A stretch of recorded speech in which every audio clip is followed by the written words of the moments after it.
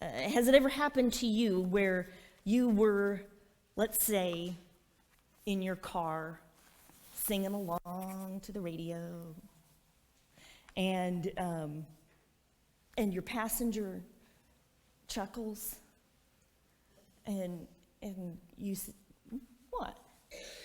And they say, "What did you say?"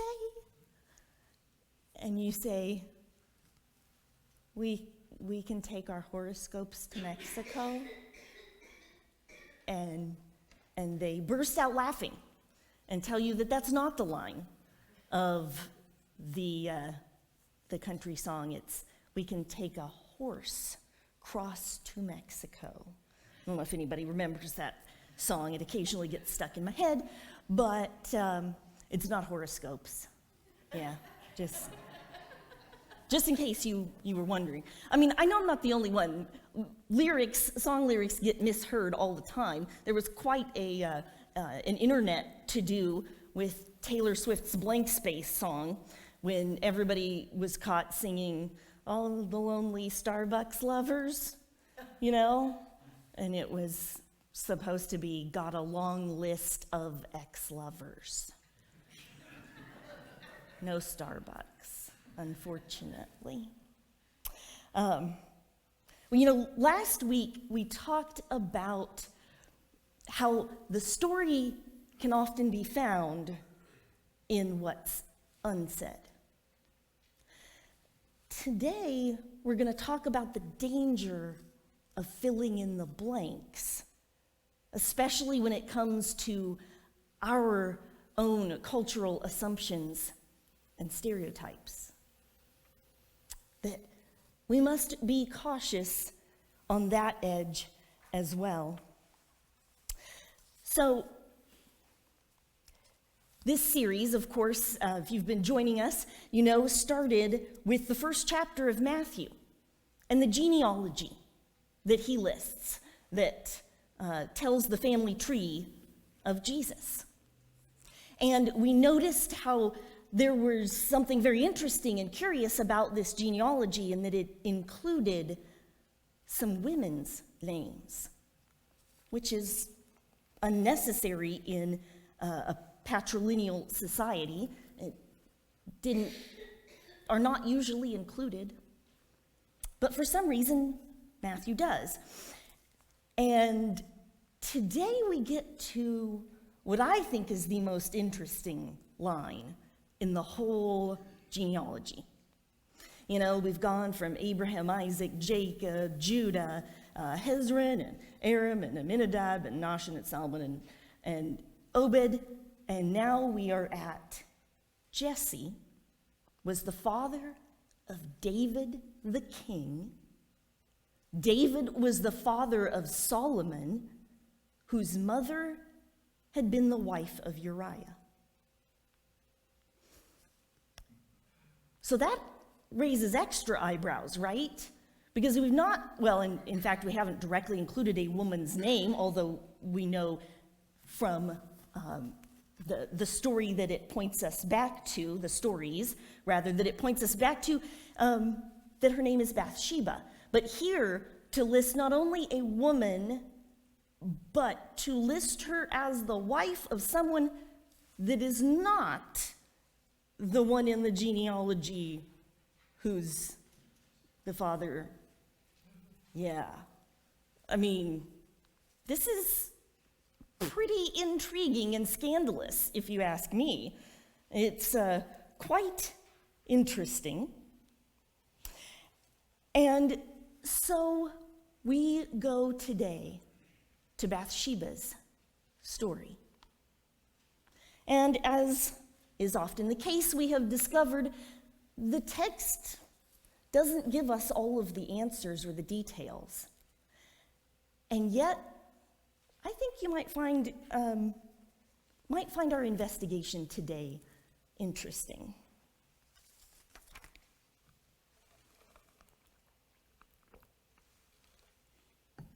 So at first glance, today's that line in Matthew is pointing to King David, to David's story, which, David's story is long. There's lots and lots about him, and it ranges from, the little guy underdog who defeated the giant, to the people's hero, to amassing the greatest amount of power ever seen in Israel, to the familiar story, kings rationalizing collateral damage since the 10th century BC. David's story is got a lot of ups and downs. But Matthew is pointing us specifically to one part of that story by drawing our attention to the wife of Uriah story. We're talking about what can be found in 2 Samuel, starting in verse 12. And one of the things that this reminds me to appreciate about the Bible is that it doesn't leave out the parts that we would rather not remember. It includes and leaves in the story even the parts that don't make the king look great, because they make a people. The stories make a people, and so it's important to learn them. So this story of David and Bathsheba, I don't know if you're familiar, a little bit familiar, a lot. I don't know, probably have a variety of levels. So here's what people think they know about the David and Bathsheba story. So what people think they know is that Bathsheba was bathing on her rooftop and caught the eye of the king. Oops, didn't know the curtain was open. And with her husband off at war, they begin an affair, commit adultery. And Bathsheba becomes pregnant, which then could cause a royal scandal, because the king in this case is not just the king, he is also God's anointed. And he is supposed to uphold the values, the law of the Torah. So this could be very problematic for David, and it takes him to take drastic measures, resulting in the death of Uriah. Well, now that he's out of the way, and that's not an issue, nobody will know, David officially takes Bathsheba as his wife. Oh, he does feel really bad about what he did, and he's so very sorry, and he writes Psalm 51, and then their son, Solomon, grows up to be one of the richest and wisest king in Israel's history. So, it's all good. Does that sound about right? Are you familiar with those pieces of the story? With the exception of the killing of Uriah, well, that's not how it happened. None of that I just said is what's actually in the text. Surprised? Let's look, okay? So if we begin at the first verse, the beginning of chapter 11, we hear from the narrator, "In the spring, when kings go off to war, David sent Joab, along with his servants and all the Israelites," meaning all the men of army age, "and they destroyed the Ammonites, attacking the city of Rabbah. But David remained in Jerusalem." First verse, first hint that something is going to go awry, because David is not doing what David is supposed to be doing, and what David has always typically done. So we have a departure in that does not bode well. We continue. One evening, David got up from his couch and was pacing back and forth on the roof of the palace. From the roof, he saw a woman bathing.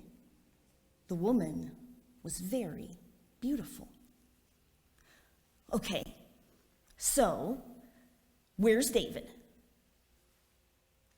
Roof of the palace. Where's Bathsheba?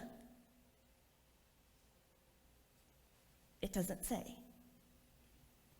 It does not say that she is on the roof bathing, which has given many commentators the opportunity to say things like, she was doing this on purpose to catch the king's eye. There's absolutely no evidence of that. And in fact, what we're talking about geographically, I guess topographically would be the correct term. Jerusalem's on a hill. The palace was on the highest place on that hill in Jerusalem. And it's hard to compare because we're a different kind of architecture altogether. But imagine it like this. Everybody in the town has one-story houses, and this guy comes in and builds a 3-story house. He's going to have a view into everybody's business, right? That's the situation. So it very well could be that Bathsheba was bathing on her rooftop, because actually that wouldn't be that uncommon. In that type of architecture, the roof is not how we envision roofs, like not places where you go and sit and do stuff, but more like the top level that doesn't have a roof. Does that kind of make sense? But they still generally had walls between houses. But it could also very well have meant she was in her courtyard, which was a common architectural feature of homes. It would be open to the sky, open air, but not open to neighbors. It would be a private area in the middle of the home, who, if you have a palace for a neighbor, could look directly down in. So that's the one thing. And then we continue. David sent someone and inquired about the woman. The report came back, "Isn't this Eliam's daughter Bathsheba, the wife of Uriah the Hittite?" So he learns that she is a married woman, married to a Hittite, not an Israelite. So a Gentile, not one of their own. It's actually unclear whether she herself is a Gentile or an Israelite. The name would kind of lead us to believe she was Hebrew, but, it really could go either way. Unfortunately, the text doesn't give us all the answers that we want. And Uriah is not just a soldier. The Hittites were a particular people group who were known to have sided with the Israelites in battle. Some people called them mercenaries, but they'd kind of been attached to Israel, and in fact become somewhat incorporated into their group. And we will learn that Uriah is a believer in Israel's God. So, David learns this. David sent messengers to get her. When she came to him, he had sex with her. Now, she had been purifying herself after her monthly period. So that's an important little aside there, because the reason we're told that is because when she turns up pregnant, this is going to prove that it could not have been Uriah's child, She could not have already been pregnant at the time that David took her. And so here's the other part that really drives me nuts about this story. Well, about the retelling of this story. I don't know what your Bible, titles this passage, but a lot of Bibles have like little subtitles, and they'll title chapters or sections and stories, things. Some people don't realize that that's not original to the text, that's whatever editor or compiler, publisher wanted to put in there. And I undertook a pretty comprehensive survey of the commentaries in the last couple of weeks, and a lot of them title this passage The Adultery of David and Bathsheba, or David commits adultery with Bathsheba. Adultery at that time was a property crime. It is about taking something that belongs to your neighbor, i.e., his wife. It is not really considered a crime against her, because that, unfortunately, was not part of the culture or the laws. And so, technically, yes, David does commit adultery because she belongs to someone else. But there's something really important to understand here, a really important distinction, because what is typically implied is if they committed adultery, that they were both party to this event, that they had an affair. And in fact, some commentators go so far as to say that Bathsheba had, engineered the whole thing because she wanted power or whatever. Well, reading on to the next chapter really ought to have put any of those arguments to rest, but nevertheless, they remain, and the implication is that Bathsheba is a temptress, an adulteress, a wicked woman.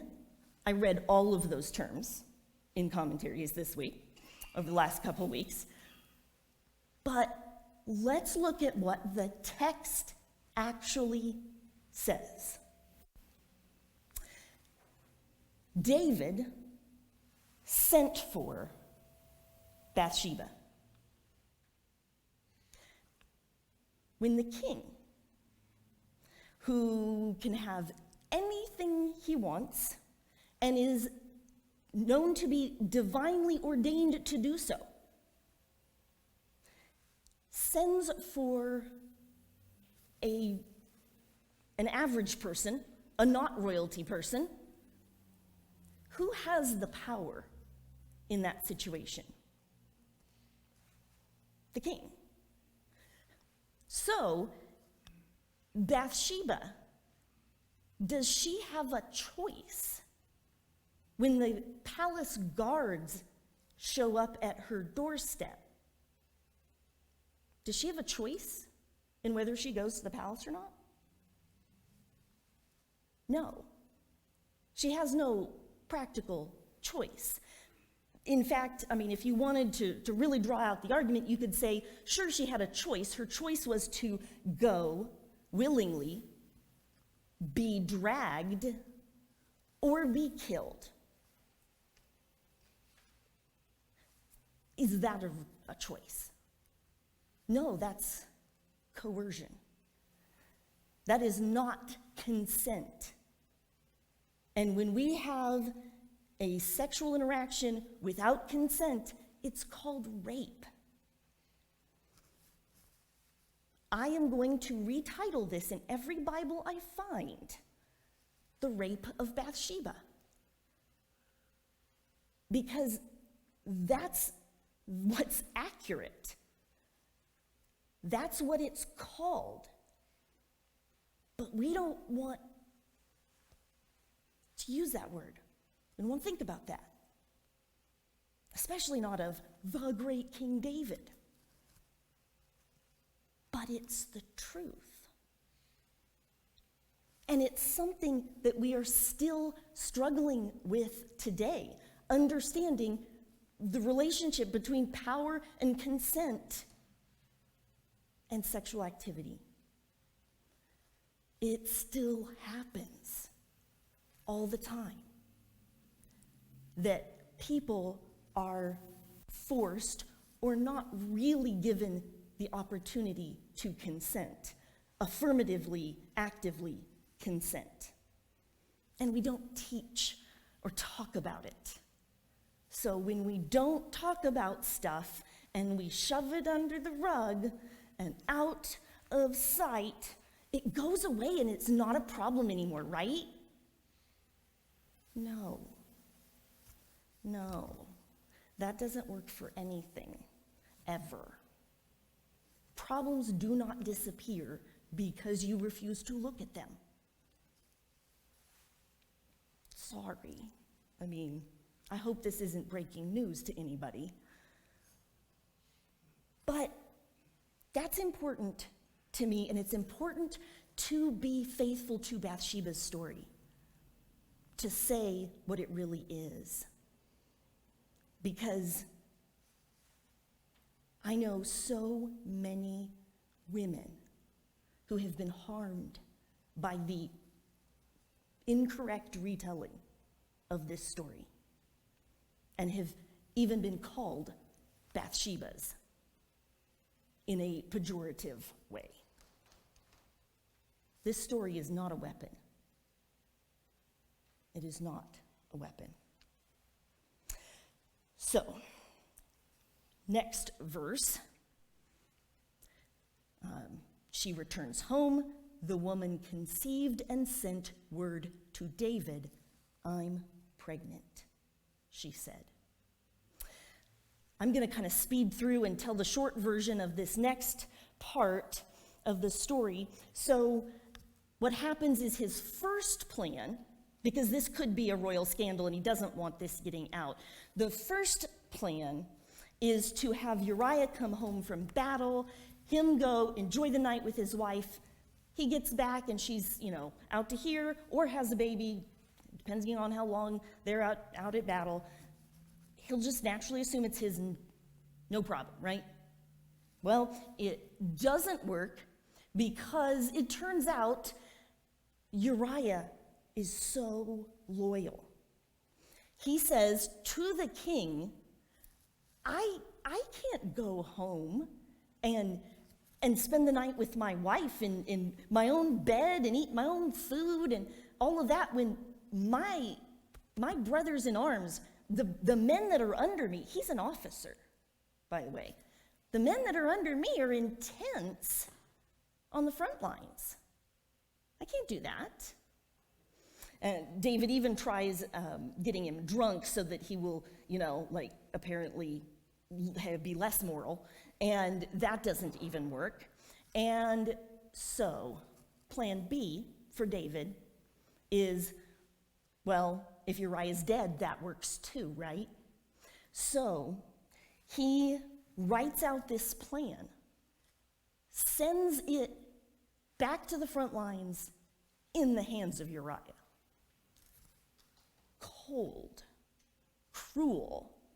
And the plan is that the instructions are for the general Joab to put Uriah and his unit, which were like elite fighting forces, at the most ridiculous infantry position you could possibly be in, and do a really, really dumb battle move, go right up to the walls of the city that you're sieging, which will, of course, incur arrows, and then draw back, except for them, and let them, make sure that Uriah doesn't come home. So, now we have David has raped Bathsheba, and he has murdered Uriah. He's really in over his head now. And guess what? something that is in the text but has never been part of any retelling I've heard is, there was collateral damage. See, it wasn't just Uriah that died that day. He lost several of their best troops, their best unit. And David, who normally takes that kind of thing pretty hard, responded, that's too bad. Happens in battle. What do you say? He just blows it off like it's nothing. Then he takes Bathsheba into the palace, he marries her, and he thinks he's gotten away with it. Everything's fine. He's not actually sorry. That whole part doesn't occur until after the prophet Nathan confronts him about it, which, oh my gosh, that's a whole nother sermon all in and of itself. I won't go there. Read chapter 12. My title is Storytelling Saves Lives. And absolutely, it's a fantastic part. But basically, God tells Nathan, you need what David had done, you need to go make him sorry for it, and tell him I'm really, really unpleased. And Nathan's like, great, death sentences, love these missions. And but he figures ways around it, like I said, storytelling. And so David is confronted with what he has done. It is made clear that what God is really unhappy about is that David had everything he could have wanted. And had he asked, God would have given him more. But he had to have what he didn't have. He wanted the one thing that somebody else had. And he took it with no regard for anyone else's feelings or any of the other collateral damage that he did. And Nathan says, while this is a death penalty offense, God has spared you, the child will die instead. So the baby becomes another collateral damage. David, it says, is distraught, and he stays up night and day praying and praying and praying, and that God will spare the baby, and then the baby dies. And David's like, well, okay, well, enough of that. Let's move on. And it says, Bathsheba mourns.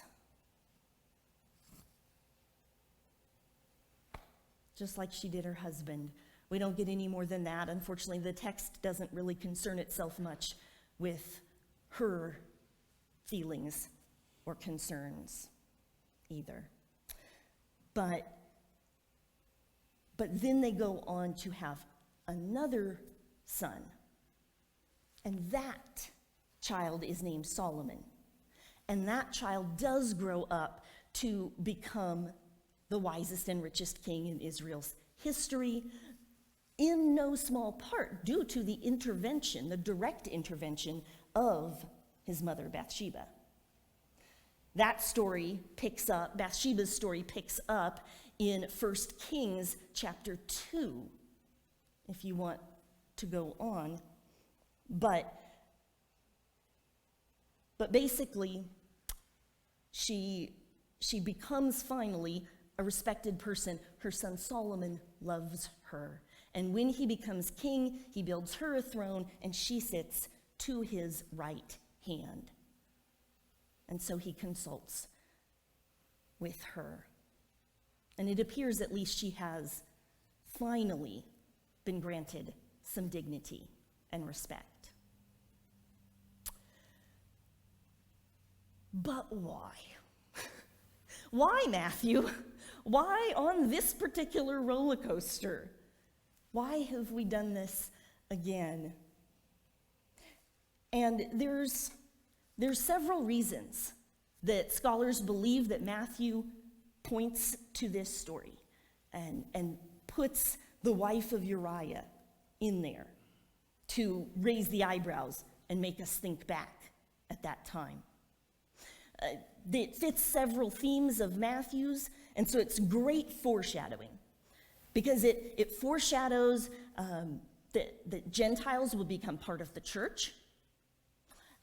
It also, the whole questionable parentage issue foreshadows, well, Jesus himself, how Mary's, fidelity was in question and all of that.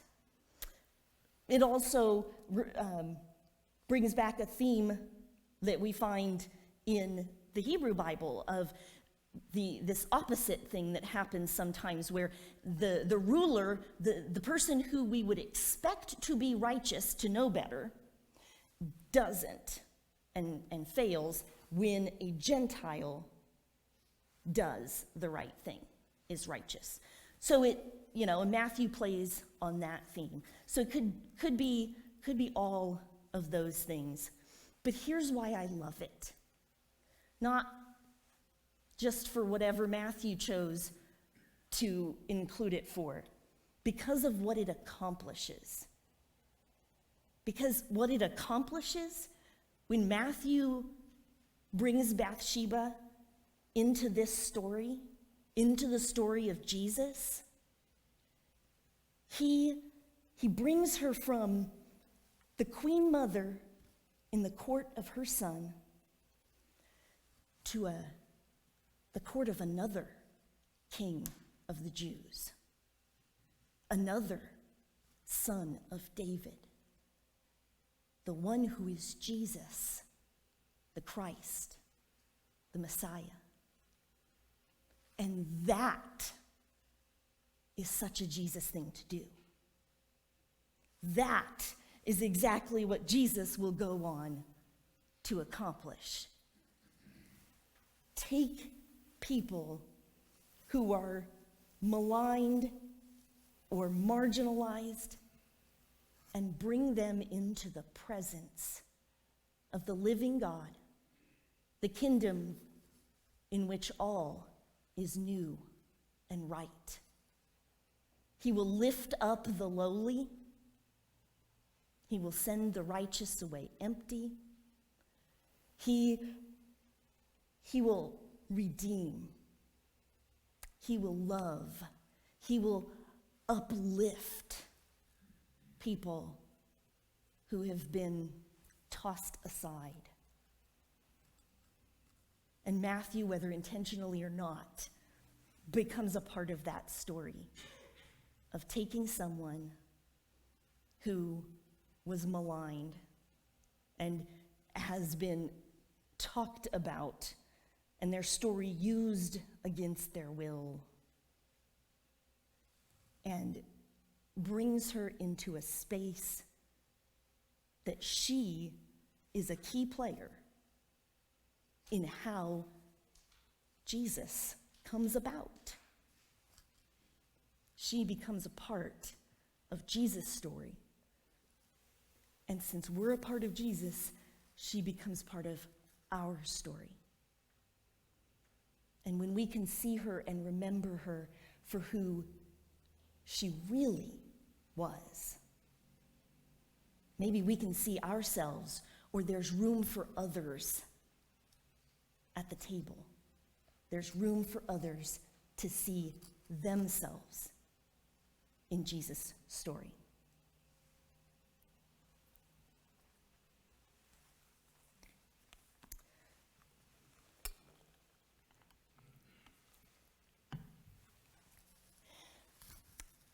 If you are here and as a guest with us this morning, if you're joining us online for the first time and you've just stumbled across us or been recommended by a friend, we thank you for being here.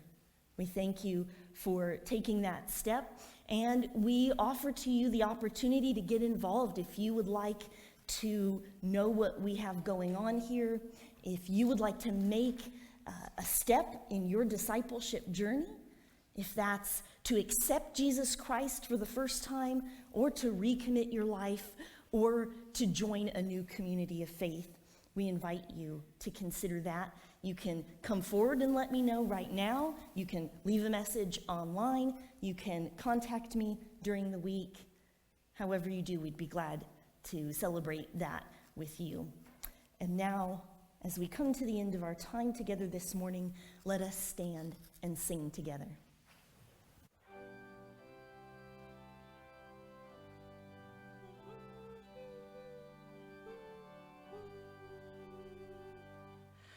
I need thee every hour, most gracious Lord. No tender voice like thine can peace afford. I need thee, oh, I need thee. Every hour I need thee. Oh, bless me now.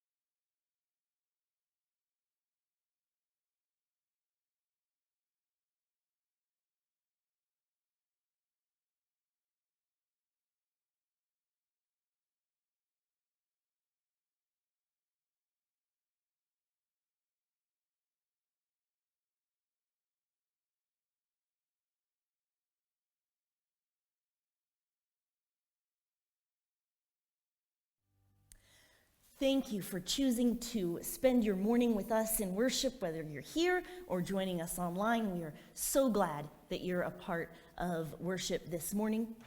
My prayer for us this week, as we go, is to look for those stories who might have been influenced unfairly, and to do like Jesus, to reach out, to lift up, to listen, and to bring to the table all, because we are all God's children. In Jesus' name, amen.